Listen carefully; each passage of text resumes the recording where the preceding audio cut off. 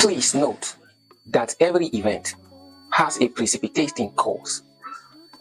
On these basics, it becomes clear that underdevelopment is a direct result of corruption, and corruption itself occurs as a result of human selfish nature and unchecked powers, activities, and impunity.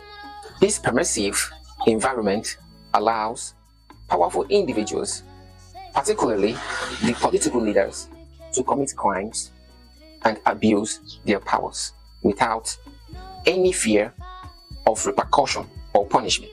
Meanwhile, this state of affair is a direct consequence of the failure of the judiciary and the police force. Again, based on the universal law of cause and effect, we shall investigate the causes behind the underperformance of the judiciary and the police.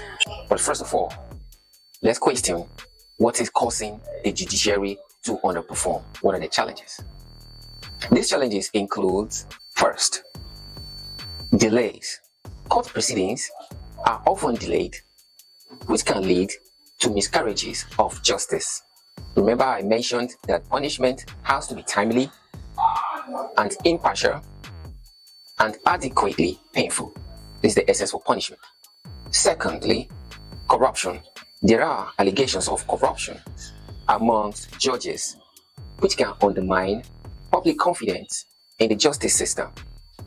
There is nowhere you'll find one or two individuals that you will not notice selfishness and corruption in their dealings with one another. It is always a question of whether the corruption is high or is low. In this case, we try to make it low. Third is lack of funding. The judiciary is underfunded and financially dependent on the executive branch of government. So our question, how independent can one be when one is financially depending on someone else for their finances? Fourth, poor legal education. The standard of legal education in Nigeria is poor. Fifth, lack of facilities. Law libraries in high courts often lack modern law reports, stationaries, and law journals. Sixth, there is executive interference. The oga patapata of them all. The executive branch of government can interfere with the judiciary and ultimately influence the delivery of justice, making it biased. Seventh, insecurity. Insecurity is a challenge to the judiciary since judges lack security of tenure and otherwise, which is very dangerous, though you may think it's insignificant. 8. Ethno-religious bias is also a problem, and this can also compromise justice as well. So now, what do you do to effectively address several challenges confronting you, as in the case of the judiciary? Now, let's employ a concept known as the problem prioritization matrix, which suggests that you determine and tackle the most pressing, urgent, or devastating challenge on the list before addressing the other ones with lesser impact. So, on this note, we shall, based on research, facts, logic, data, and history, determine which challenge from this list poses the greatest impediment to the efficacy or the functioning of the judiciary and the police in performing its constitutional mandate. But firstly, let's begin with this.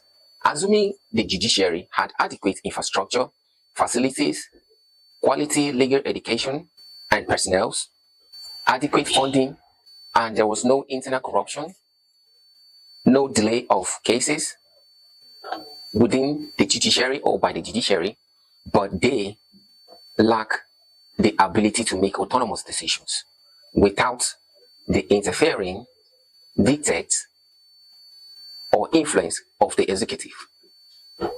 Will the judiciary not be akin to a well-fed dog or a soldier well equipped, but is only loyal to the dictate of its master?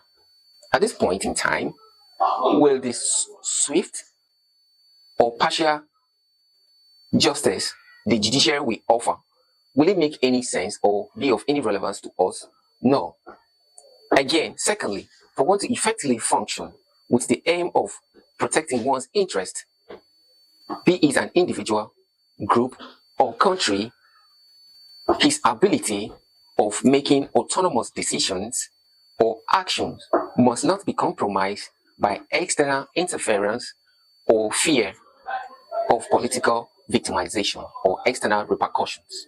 The ability to make independent and autonomous decisions is so critical and so important to a point that over 93 wars of independence have been fought all over the globe between countries and their counterpart or their colonial masters.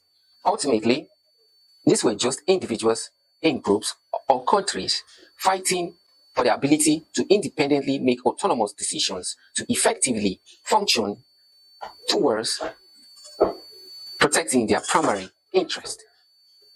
And in this case, for the judiciary, their primary interest, as we know, is to deliver swift and impartial judgment, and consistently, for that matter. But the fact is, they must first of all possess adequate independence before they can effectively achieve this vital goal. Now, this is also the reason why even the Nigerian Constitution creates, ensures, and emphasizes the independence and autonomy of the executive by creating immunity for the office of the president and election as a process or method of selecting a president, such that the president is independent, free from external influence while he's making his decisions.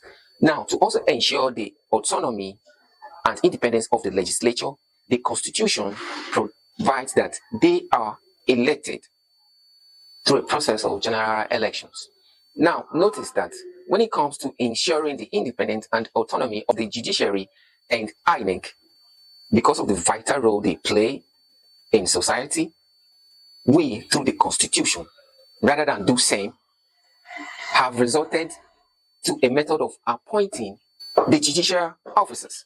This would have been a serious problem if we were able to manage this bias or inconsistency or error through the process of impeachment and remuneration of judicial officers. But unfortunately, the Constitution has failed to do so. Hence, the judiciary lacks adequate independence or autonomy. It's not like they're not independent. The independence is not just enough. It's almost as if it is only on paper. It is never actualized. And this lack of independence is the leading cause for the underperformance of the Nigerian judiciary. All right? Because the energy the Constitution puts into to protecting the executive and the legislature, it does not do the same in protecting the independence and autonomy of the judiciary, even though the Constitution tries, but it has failed.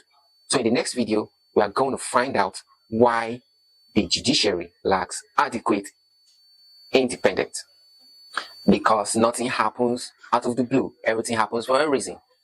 This is the part and the approach we're taking. Catch you in the next class.